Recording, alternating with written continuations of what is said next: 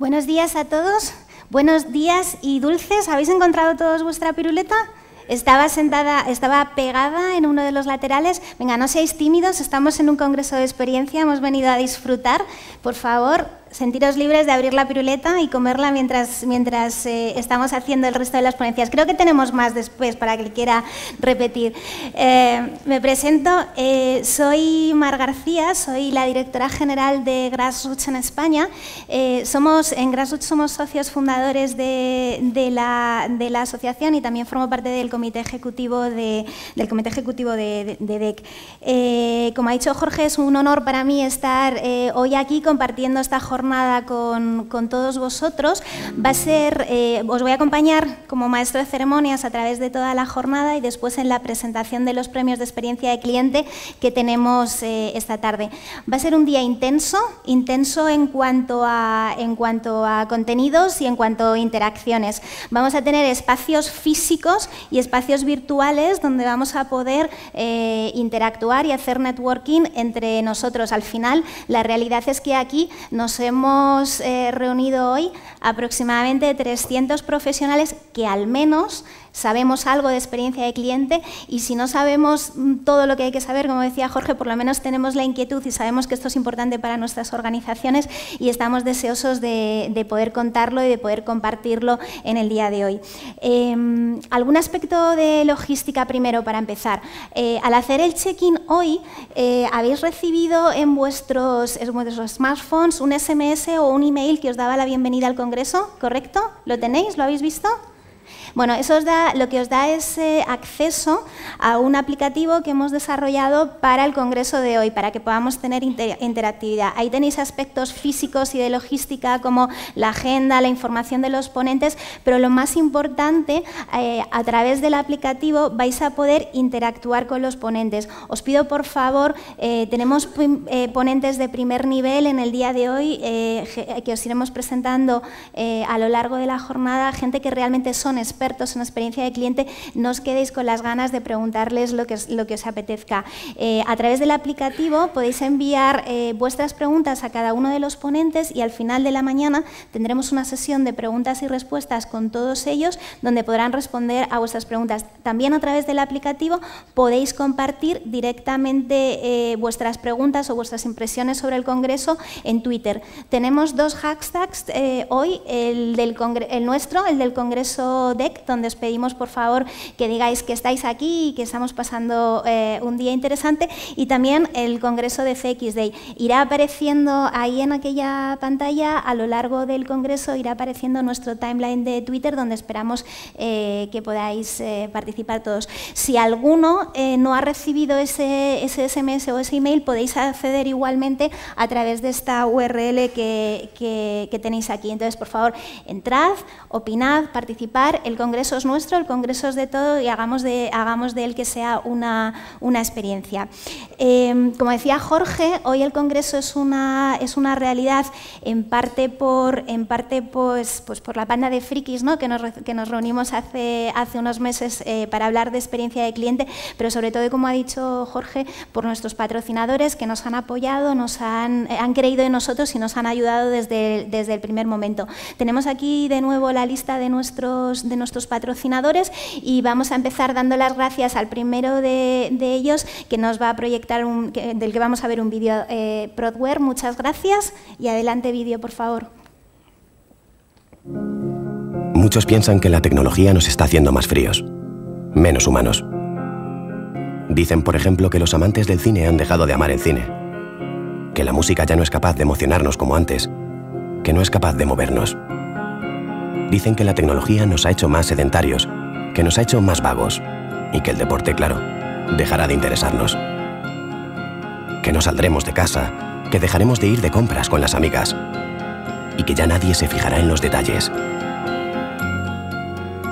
Que los viajes nunca volverán a ser una aventura y que los recuerdos que antes duraban siempre se perderán en montañas de bits, significando mucho menos de lo que llegaron a significar. Que la familia ya no es importante.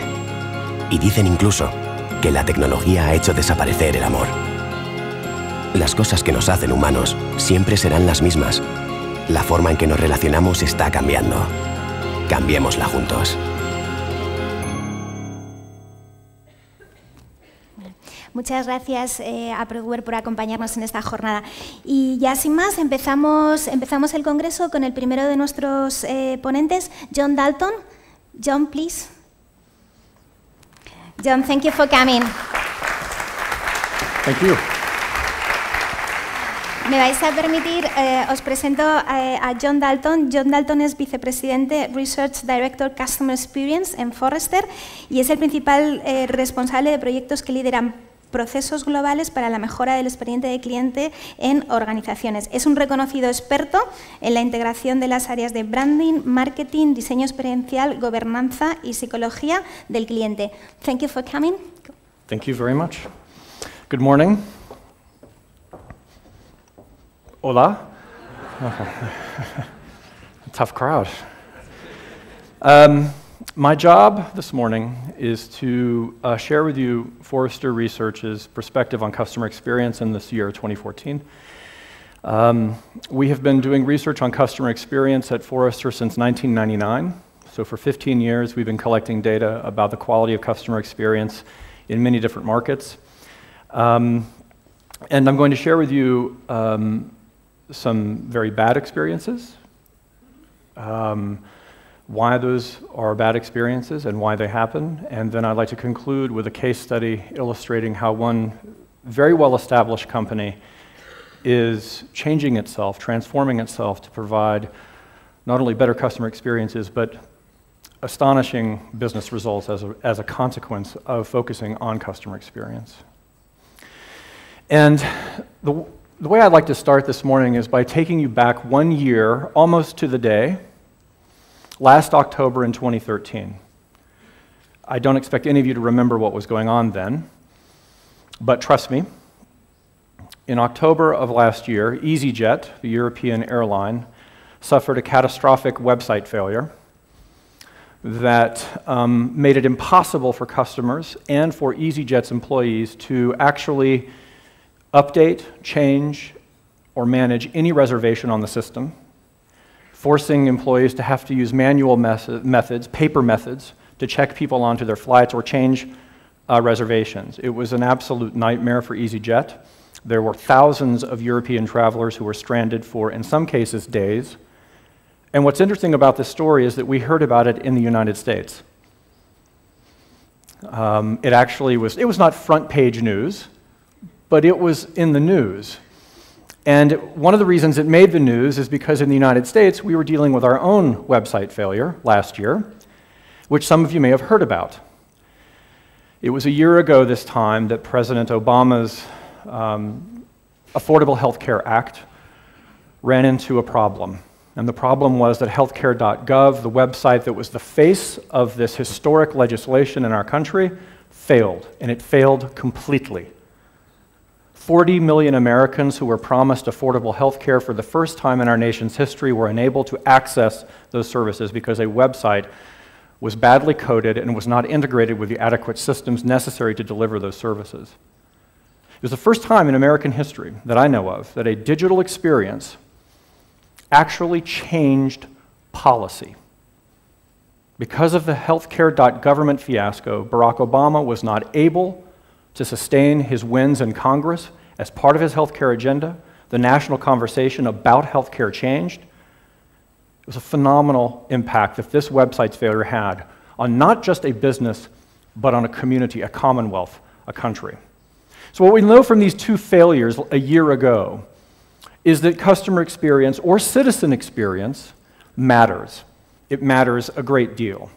And what we also know from these experiences is that when companies or governments fail, they hear about it immediately, and they hear about it for a long time.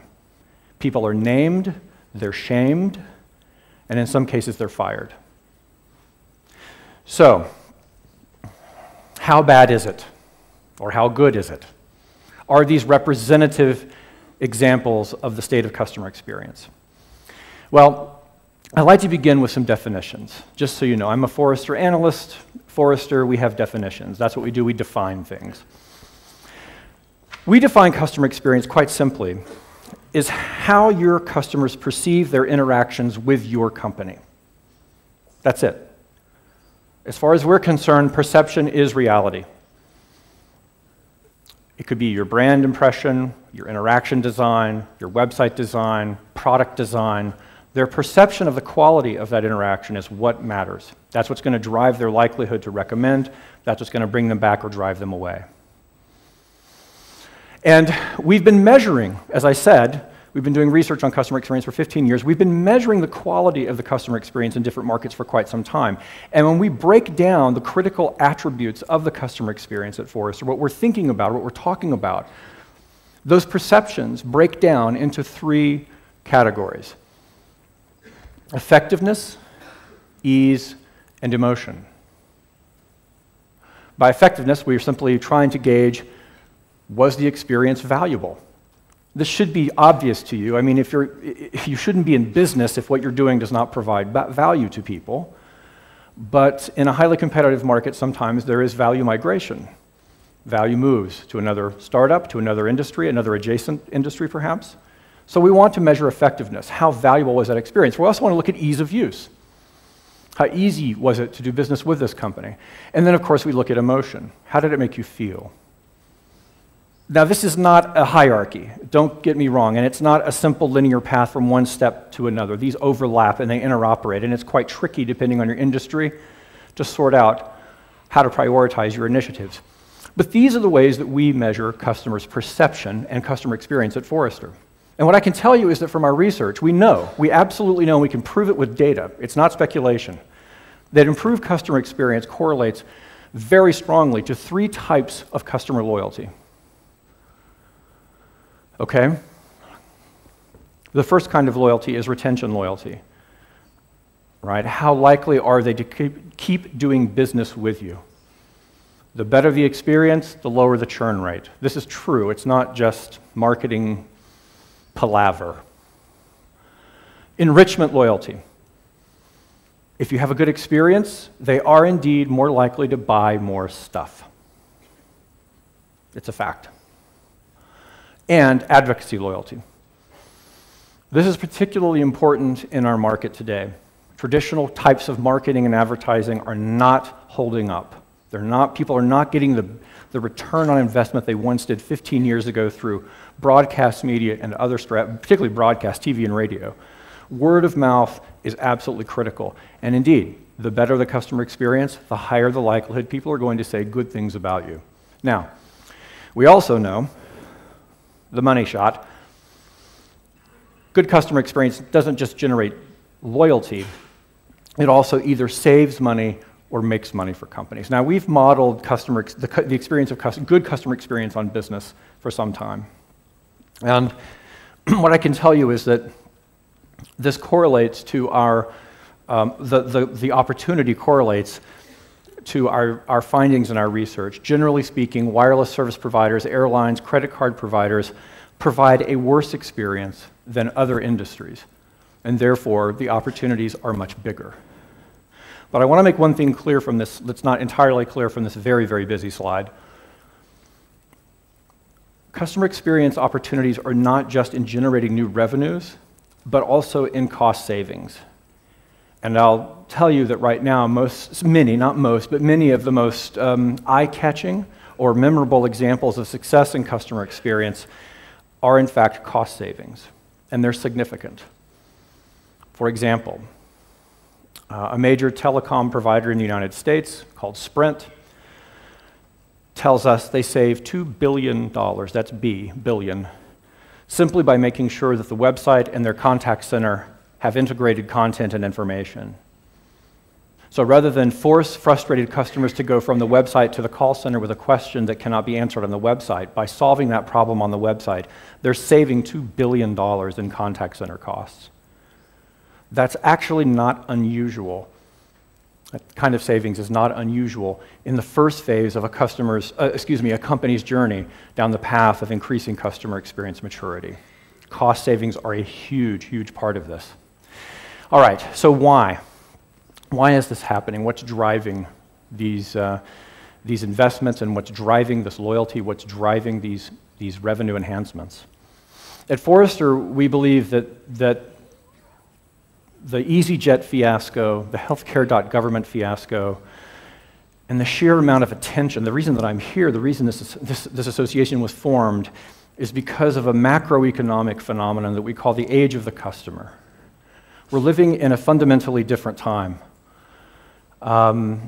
This is a time when people have access to more information about your products and services than they've ever had. Switching costs for them are much lower than they've ever been. We don't live in an age of manufacturing. We don't live in an age of distribution or an age merely of information. We live at a time when people are empowered through devices and through content, applications, to have much, much greater control over their lives as consumers, and they're exercising that control with great, great avidity.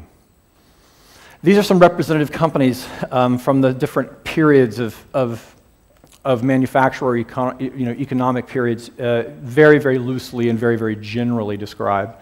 From Ford and the Ford sort of obsession with operations, through Walmart, the age of distribution with Toyota or Procter & Gamble, more closely to home, Amazon, Macy's, Salesforce.com, and USAA, which is an American financial institution that serves exclusively veterans of the American military. They have a phenomenal customer experience score, phenomenal loyalty, phenomenal financial results. What distinguishes these companies is their focus on service, not product. They focus on the psychology of the end user. They focus on their needs. They focus on their aspirations. And they align their costs across all their business units, focused on that single factor. So, if we live in the age of the customer, and if everyone in Europe and APAC, in the United States, certainly the developed world as we call it, is talking about customer experience, how are we doing? Well, I'm going to share some data with you now from Europe and North America. And the data should not surprise anyone here, okay? Our customer experience index, as I said, measures effectiveness, ease of use, and emotion, and we've had that index fielded in North America for 8 years. This was the first year, 2014, that we actually launched the customer experience index in Europe. And Italians do not like the customer experience they're getting right now. That's what we learned. So, of 31 Italian brands, by the way, these are large brands. We do not include companies below a certain threshold in terms of revenue, and we certainly do not include companies that do not have enough consumer feedback. So these are large, large brands like Audi or Amazon, what have you. Of 31 brands, a full 22 are very poor or poor. And if you look at the breakdown in Italy, you see that retailers in general are ahead. And I would say that's true in every economy, every country that we study. Right now, retailers are generally providing a better customer experience, certainly than wireless service providers, insurance providers, or TV service providers, and in most cases, banks and airlines. The Italians are unhappy. The French are chronically unhappy. 38 French brands, 19 of which are very poor or poor, 14 are meh, only 5 good, and there's only one, I think, that was excellent, and it was Amazon. And again, you see, just to reiterate, there's a trend here. Retailers in general tend to be higher, though 69 is not a very good score. Banks, electronic manufacturers, wireless service providers, much, much less sophisticated. The UK. The Brits are surly. Things are a little better in the United Kingdom. You see some clustering around the middle, around poor and okay. But very, very, very, very, very, very, very, very few, as in zero, excellent experiences. To reiterate, retailers are doing better, wireless not doing good at all. And just in case you're wondering, the Germans. The Germans are happier. I'm in a dangerous situation. I will not comment on any of this. But the Germans are happy people, it seems, when it comes to customer experience relative to their peers in Europe. Of 25 brands, which is interesting in itself, it was actually hard for us to get data in Germany. The Germans don't like surveys, that we learned. But of 25 brands, 14 are okay or good, with a pretty good number of good performers there. And if you break it down in terms of industry, there's some very good retailing and banking in Germany. This is kind of unusual to us. Banks usually don't do this well in the Customer Experience Index, but banks did pretty well. Now, I know what you're asking, or at least I hope you're asking, is how does this stack up to the United States? It's interesting. If you look at European data, which is our first year of data, to be absolutely fair, just our first snapshot of data from Europe, if you just take a look at what we learned this year from Europe, compared to what we see in the United States, you will see that in the United States over the last 8 years, customer experience is improving. You see these trend lines. Very poor experiences are decreasing in frequency. Poor experiences are decreasing in frequency, with okay and good experiences improving. Excellent is, perhaps not surprisingly, a bit harder to sustain. But generally speaking, we're finding right now in 2014 that within a European context, the overall impression among consumers in Europe is that customer experience is poor. In North America, to some extent in Great Britain, notice I didn't say Great Britain as Europe. Thank you, yes. We know. In Great Britain and the United States, to some extent, there's mediocrity. There's a lot of clustering around the middle, right? But not a lot of excellence or differentiation. Okay? All right, so why is this such a problem? What is going on that would explain this? Because billions of dollars have been invested in the United States, and not just by startups or not just by hotshot companies like Amazon, but in very well-established firms that you've never heard of are spending a lot of money on improved customer experience. Why is it so hard to stand out? Why is it so difficult to make this improvement? Oh, by the way, yes, in the States, same thing. Retailers, hotels, at the top of the heap. Everyone else, not so good in the United States. The main reason that this is a problem and a challenge is, quite frankly, customers have changed their behavior faster than firms can evolve their business model, processes, and technology. Every single interview we've conducted over the last 15 years with companies that are trying to reinvent themselves around the customer experience, we run into the same barriers at every company, regardless of industry. We don't have the people, we don't have the processes, we don't have the technology. The pace of change is simply out of control. And if you look at these numbers, it's really quite shocking if you consider the business opportunity that I've painted for you, just how low these percentages are. Only 70%, which I think is quite low, of business leaders say addressing rising customer expectations is a top priority. Only 70%. Only 42% of executives say they need new and improved IT systems to innovate. This is amazing. This is amazing. These are North American and European interviewees. This is a global survey that we conduct every year. These are very low numbers. We're talking billions in potential cost savings and revenues. And only 42% of executives say they need improved IT systems. 39% of leaders say they need to integrate with other products and services to provide a better value proposition. Talk about myopia, right? And this is astonishing. And 30% of mobile leaders. These are people in organizations today who are responsible for mobile application development. Only 30% of them admit they cannot adapt their business processes quickly enough to take advantage of mobile technology. This is unbelievable. How unbelievable is this? The first mobile application a company builds normally costs around $250,000. That's a lot of money, but it's not prohibitive.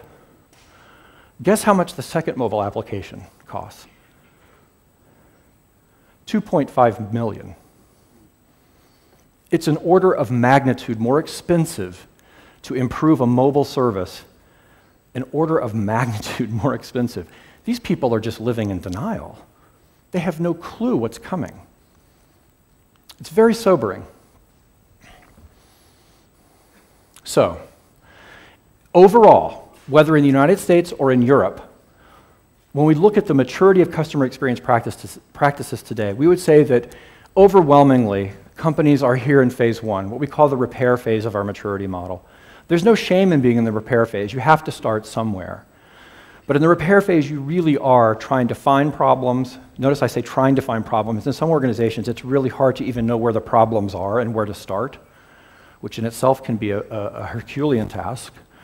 But in the repair phase, you're finding problems and you're fixing those problems.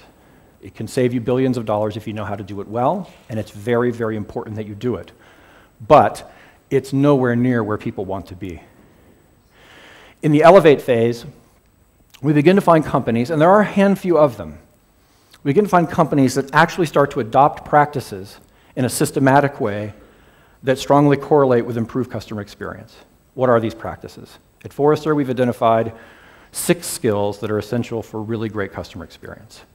6 business processes. Measurement, right? You have to be measuring what you're doing in order to improve and measure that improvement and measure the delta. Strategy. There has to be a customer experience strategy. Only 17% of American companies that we have interviewed have a customer experience strategy. Customer understanding is the 3rd skill.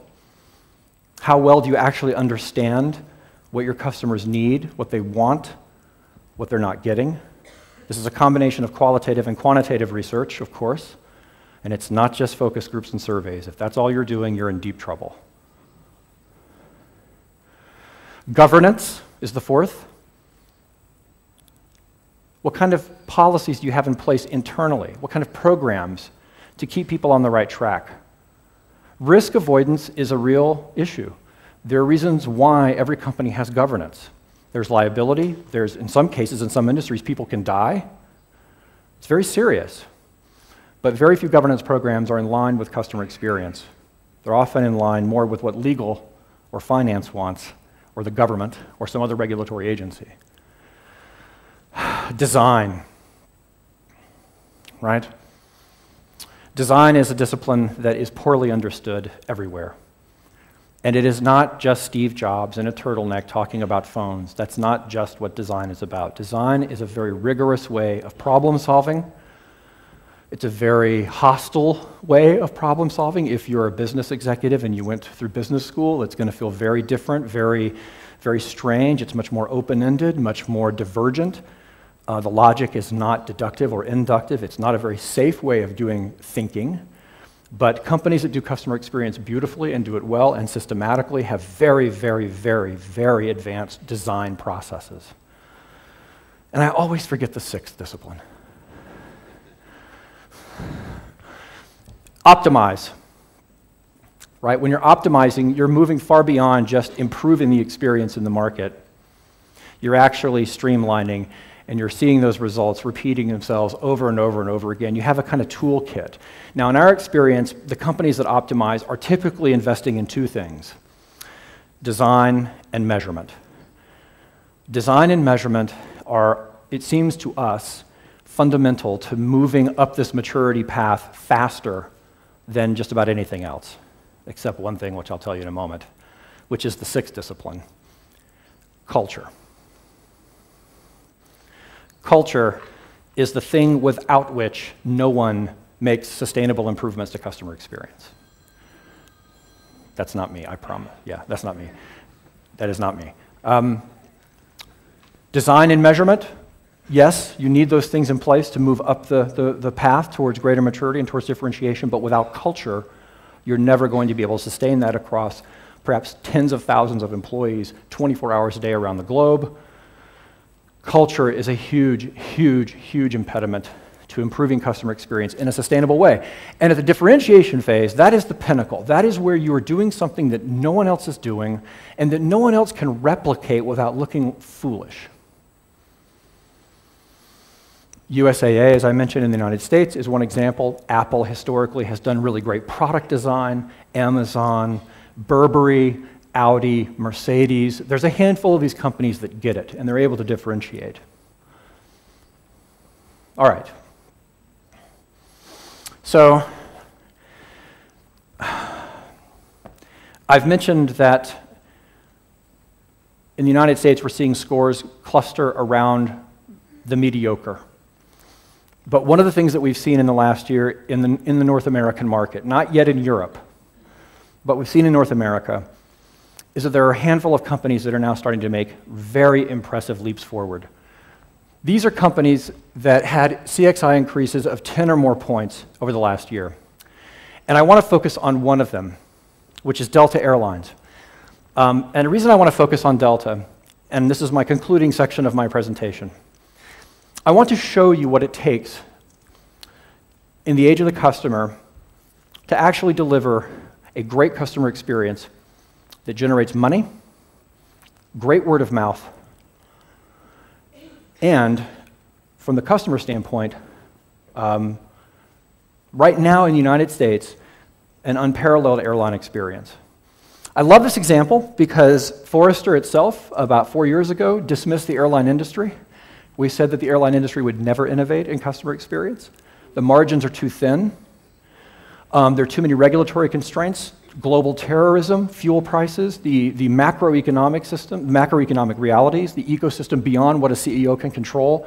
It's just too much. It's too much. The airlines are too strapped, cash-strapped to ever innovate in CX, and we were wrong. Delta has proven us wrong. So here's what happened. They did 3 things. They focused on vision, they focused on culture, and they focused on their operating environment. And when I say they, I mean their CEO, their Chief Executive Officer. Let's take these in step. Dave Holtz was quoted in the New York Times about Delta's investments recently over the past 3 or 4 years.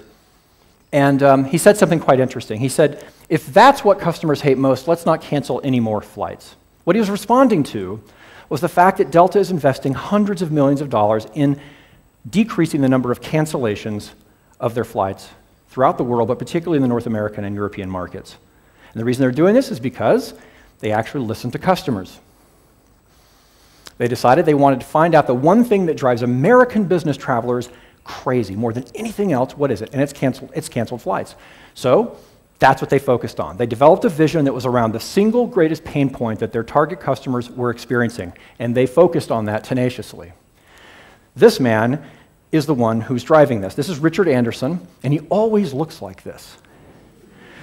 I mean, I don't know if this is what it takes to succeed, but he always looks this way. He's always, but he's a fantastic leader. He's a fantastic leader. I mean, truly, I think this guy is right up there with Tim O'Neill and others, maybe Steve Jobs. In time, we'll see how it goes. But this man is extraordinary in getting a very large, dysfunctional organization to focus on one thing.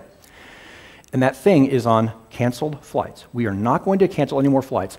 And he said that to get there, we're going to control 100% of our business. Now this, I quote, because it got a lot of press. This is not the way businesses in America have been run for years. You outsource things you're not good at. You cut costs. That's what you do. No. At Delta, Richard Anderson says we're going to own 100% of our business. So what do? They bought Travelport. They acquired a software company, and airlines acquired a software company because they wanted the code that Travelport has, and they wanted the engineering talent. That code is 10 years of bookings history of business travelers in North America and Europe. And they're already running the algorithms on that data to better understand preferences in their core demographic. Brilliant. According to Mr. Anderson, we won't be on a shared software model. We need to own, control, and operate the data around our operations system. This is a macro trend that we're seeing among companies in North America that take customer experience very seriously. They're buying data. They're buying code. They're buying engineers.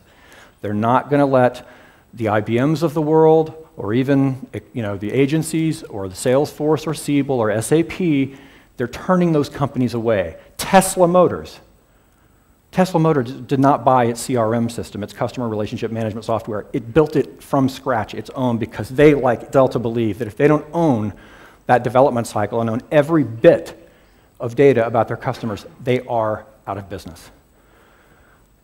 They went so far, Delta, they bought an oil refinery. Richard Anderson was asked, what are you doing? You just spent how many hundreds of millions of dollars on an oil field outside of Philadelphia? You're an airline. He said, no, we're not an airline. We are in the software and oil business. That's vision. So, the vision came from a customer insight around insight into customer pain, no cancellations. That's what we're going for. And they've executed on that vision from the highest level. I should tell you that this is a particularly brilliant strategy in the United States because of the way American airlines are punished for delayed flights. The regulatory environment in which Delta works is very, very tricky. The Federal Aviation Administration in the United States, upset at the number of complaints American consumers have about delayed flights, now fines airlines a very, very punitive fine for delayed flights. What do most airlines do? They cancel flights to avoid the fine, not Delta. Delta looked at the competitive landscape and said, if everyone else is canceling flights, and we know that drives people crazier than delays, let's not cancel flights. I love this guy. He's the most quotable CEO in America right now. He's a wonderful figure. I don't like to hear anyone at Delta say fuel is out of our control, you might as well send up a white flag. Remember I talked about culture as being the critical thing that you need to move into optimization and differentiation? This is the kind of thing that we see. Companies that really accelerate in customer experience have, at the C level, very intense leadership and focus on the customer experience. And that means everything that involves. And in the case of Delta, that means buying oil and buying code. Culture. Once you've bought this stuff, once you have this vision, you actually have to change the way you do business in order for it to work. And so what Delta has done is it's invested heavily in training every single employee using customer journey maps, personas, to condition them to do whatever they can in the moment to decrease the likelihood of a canceled flight. And not just the flight they're working on right then, but flights throughout the network. They've expanded every employee's role in helping the company achieve this objective, right? I could spend a lot of time talking about culture. Other people will today, who are far more eloquent than I. But this transformation internally of how you hire, incent, and reward people around customer experience is absolutely essential. Operating environment. This is my favorite part. It's because I'm kind of a geek. What they've done is they've taken a look at their broader operating environment and they've decided to make changes. They're being very, very creative with the constraints that they face. So for example, if a Delta flight is leaving Lagos for Atlanta, Georgia, and requirements are that you have to have 3 pilots aboard every international flight if you're coming into the United States, right? And they only have 2 available in Lagos, Delta will just fly to Puerto Rico, pick up a pilot, and then fly to Atlanta.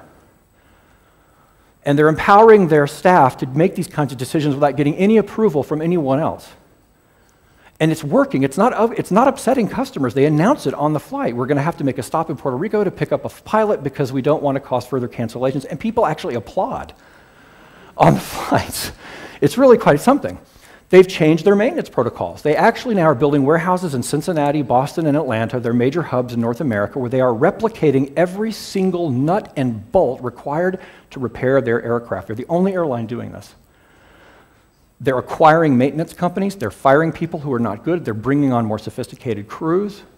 They're owning even that dimension of it. And they've dropped down their cancellation rates due to mechanical failures to almost 0. And they're working on even the minutia of how their pilots are trained to back away from a gate.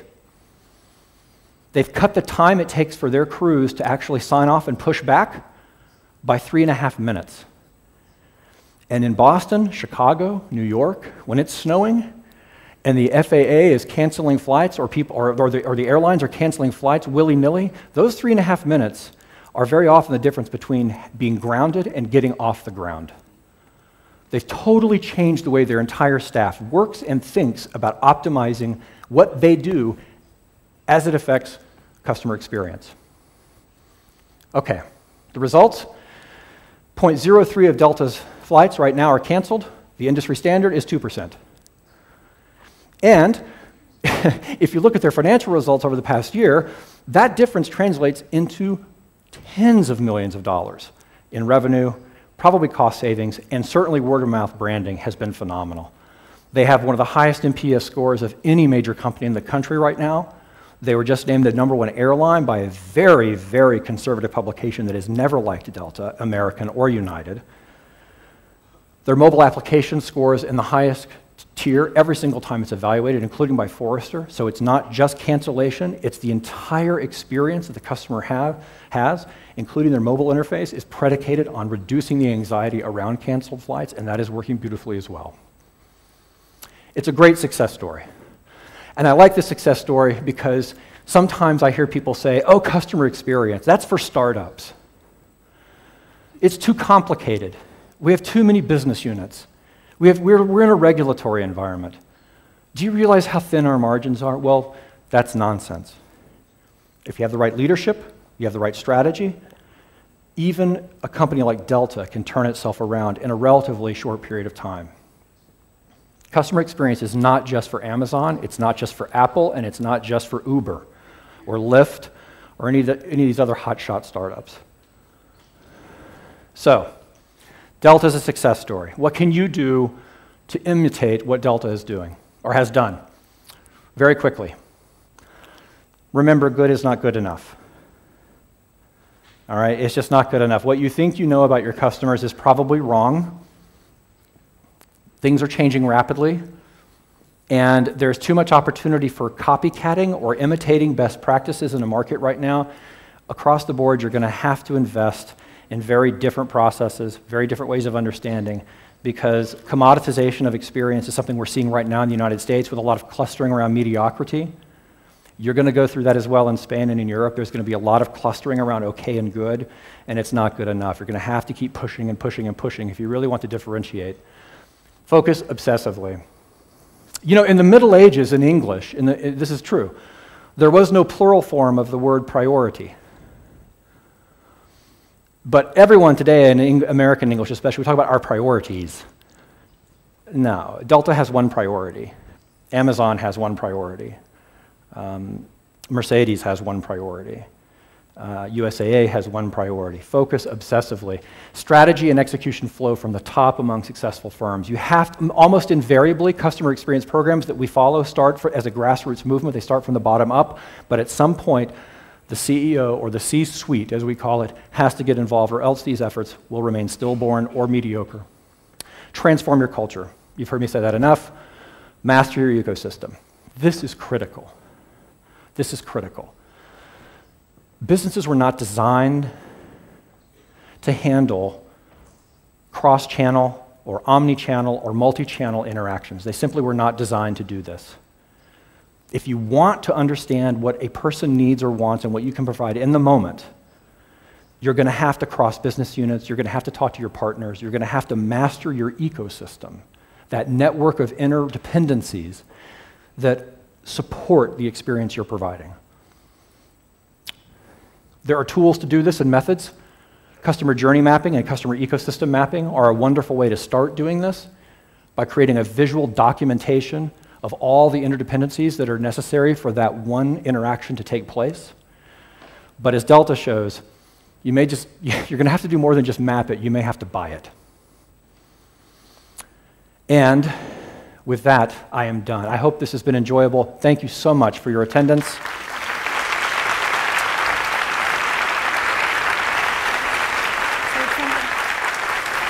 And I want to congratulate the association on this extraordinary accomplishment so quickly. Thank you, John. It is a pleasure and privilege to be here. This is wonderful to see. Thank you for your hospitality. Thank you, John. Thank you for coming. It was a pleasure. Bueno, ya tenéis disponible, a partir de ya en el aplicativo, podéis lanzarle vuestras preguntas a John, que después él nos contestará.